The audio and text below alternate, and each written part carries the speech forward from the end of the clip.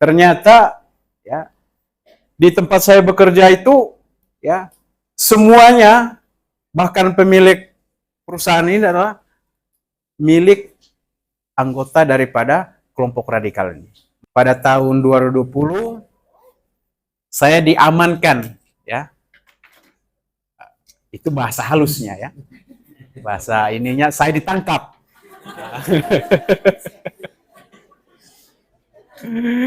Saya ditangkap oleh Densus 88. Ya, pesan saya yang lainnya adalah kita bermedia sosial harus bijak. Karena salah satu penyebaran paham radikal ini ya dia melalui platform media sosial.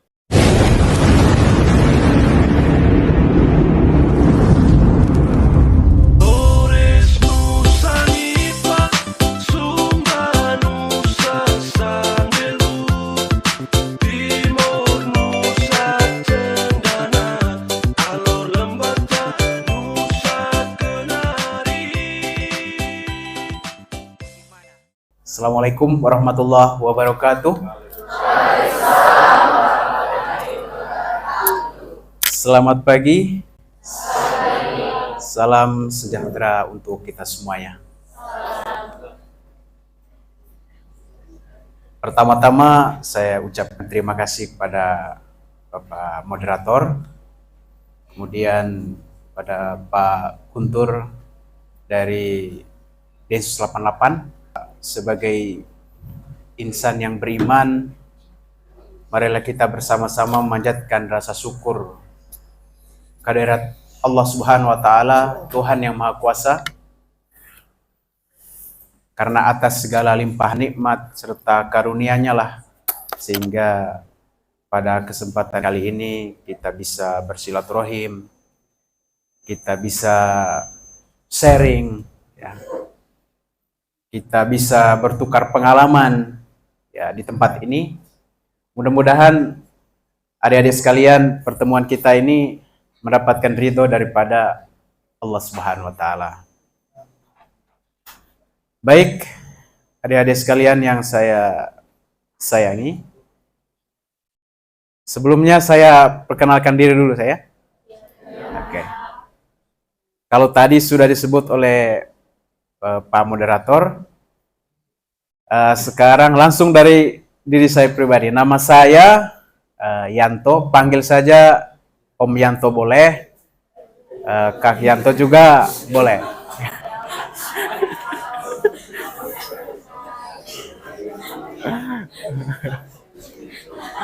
Kalau dipanggil Om kelihatannya terlalu tua begitu ya.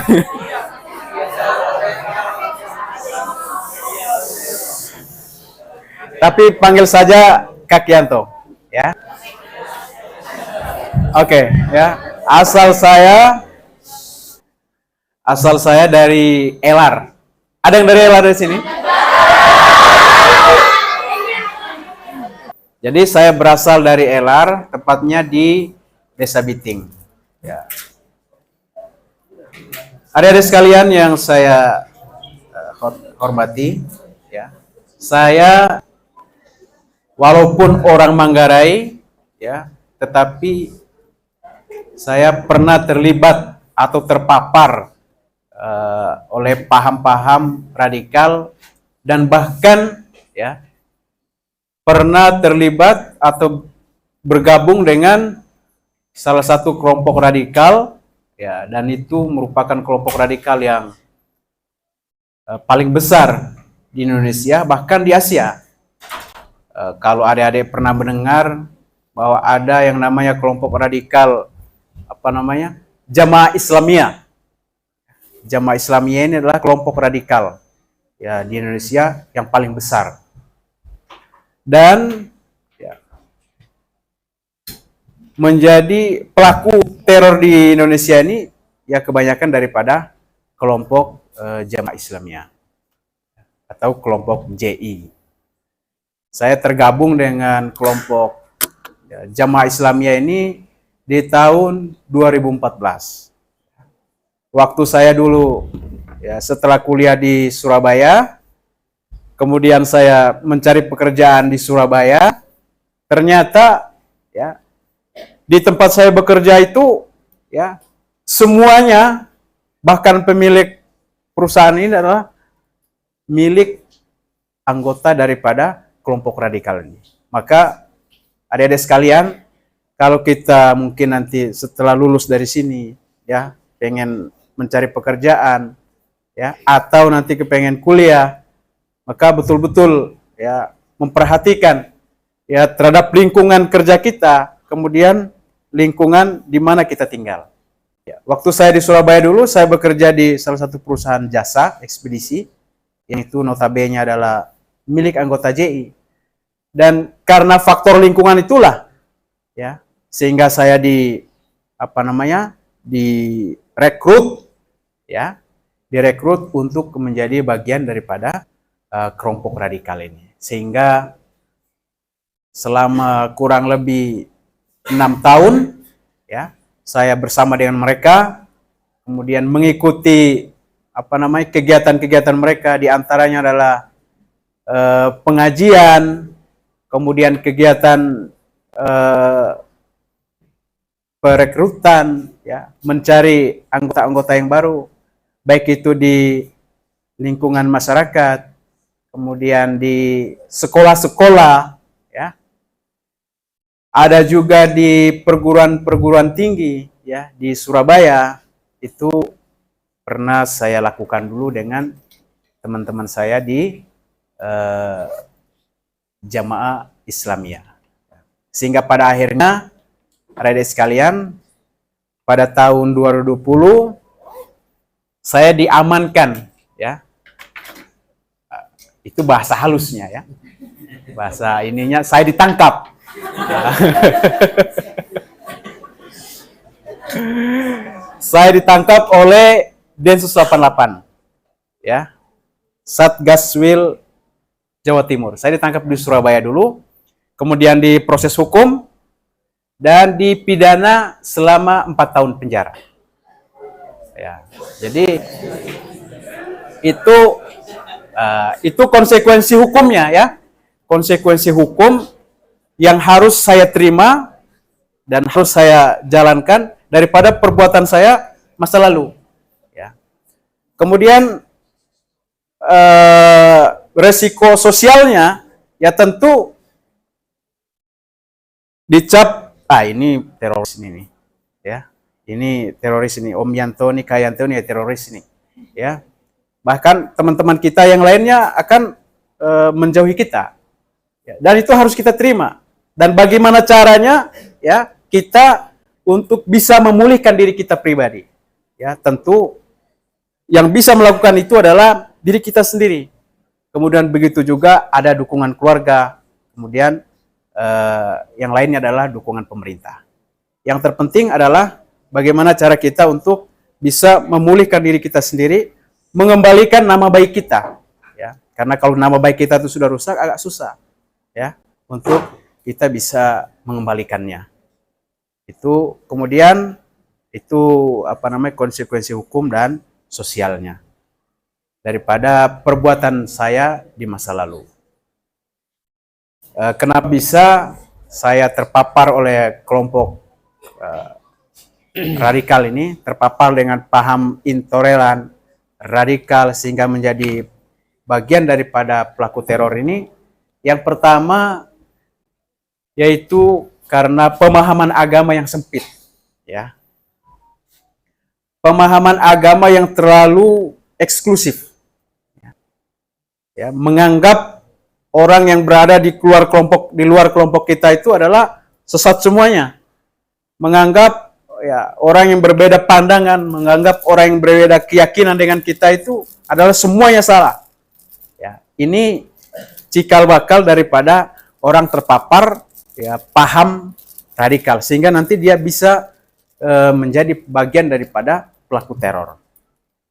Dan itu, ya, keyakinan semacam itu, ya, banyak, ya, sudah terpapar, ya, di tengah kehidupan kita, kemudian sekolah-sekolah, ya. Kalau tadi dari pihak Densus 88 menampilkan prosentasenya siapa yang mendukung apa namanya,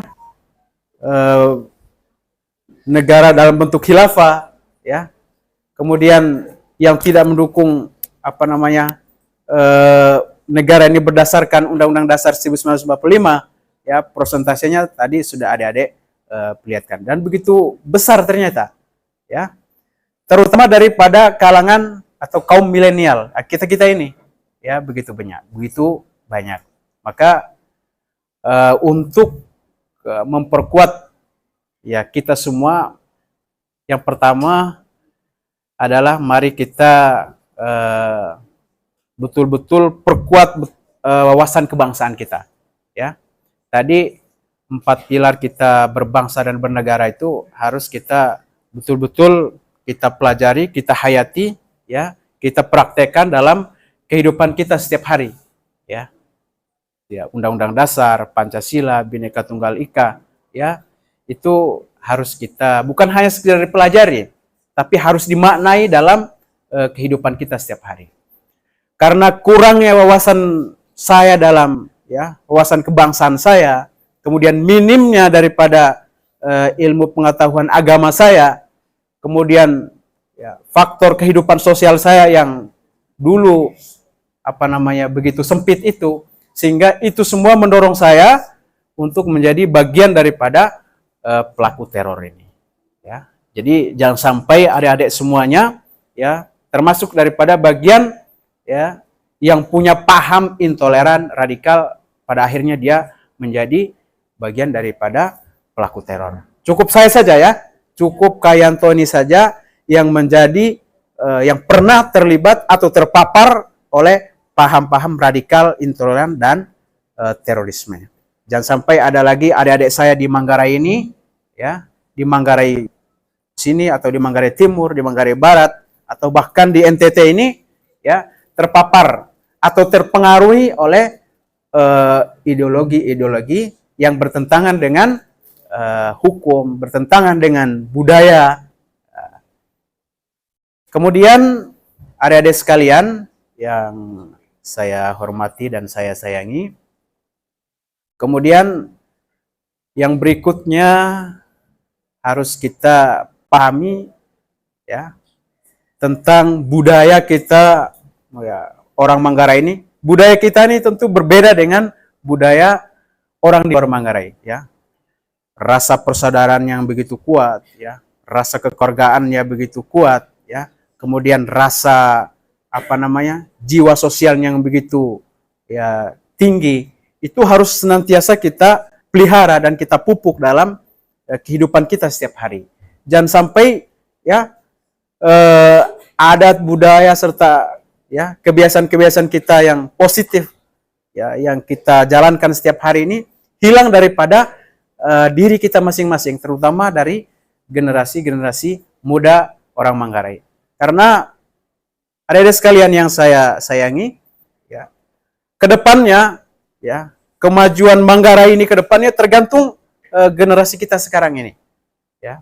Kalau kita nih generasinya sekarang ini, ya, generasi yang malas-malasan, ya, yang tidak peduli dengan budayanya, tidak peduli pendidikannya, ya, begitulah gambaran, ya, generasi orang Manggarai ke depannya. Kemudian pesan saya yang lainnya adalah kita bermedia sosial harus bijak, karena salah satu penyebaran paham radikal ini, ya, dia melalui platform media sosial, ada Facebook, Twitter, kemudian yang lain-lainnya.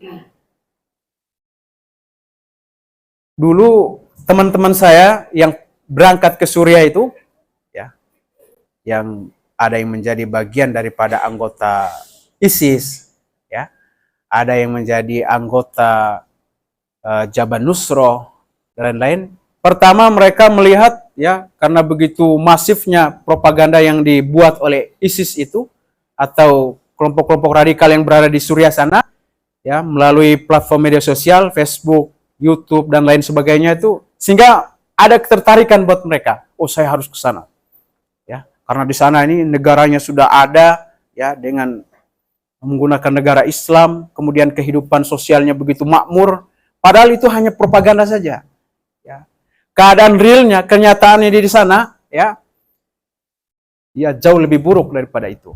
Ya. Sangat buruk, sangat miris. Padahal bahkan mereka ya tidak punya listrik, kehidupan kota negaranya itu sudah hancur.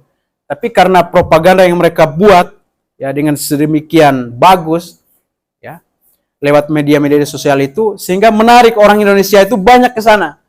Ya. Begitu sudah sampai sana, tidak sesuai dengan kenyataan yang mereka lihat dengan di media sosial. Akhirnya ya mereka tertahan, dan bahkan ada ribuan orang Indonesia sekarang masih tertahan di Suriah atau di perbatasan Turki dan Rusia. Turki dan Suriah. Kemudian ya ada lagi ya karena ya melalui media sosial ya dia pernah menjadi bagian daripada pelaku teror bom buku. Ya, ada yang pernah mendengar bom buku dulu di tahun 2010? Belum pernah ya. Dulu yang menjadi pelaku teror bom buku itu kebetulan di waktu saya di penjara, saya bersama dia di lapas Cibinong, Bogor. Saya pernah ditahan di Bogor, di penjara di Bogor. Saya bersama dengan pelaku bom buku itu. Saya tanya, Bang, kalau ini bahasa kita ini, antum itu kamu ya. Antum dulu dari mana tahu bisa merakit bom? Saya belajar dari YouTube saja, Bang. Dari Google, tinggal saya googling bagaimana cara membuat bom. Saya di YouTube bagaimana cara membuat bom buku. Sehingga begitu dia mencoba beberapa kali, akhirnya berhasil. Ya, ini contoh dia tidak bijak dalam bermedia sosial. Ya. Yang harusnya dia platform-platform yang disediakan itu menimbulkan hal-hal yang positif, tapi ya, karena dia salah gunakan sehingga terjadilah ya bom buku itu pernah dikirim di kantor BNN ya, kemudian dibuka oleh salah seorang polisi, akhirnya tangannya putus, cacat seumur hidup ya, dan banyak lagi korban-korban yang lainnya ya karena kurang bijak dalam bermedia sosial ya. Jadi itu pesan saya kepada adik-adik sekalian ya. Yang pertama tadi ya, kita sebagai generasi muda Manggarai harus peduli terhadap adat dan budaya kita. Tetap kita pertahankan, jangan sampai kita terpengaruh oleh budaya-budaya luar ya.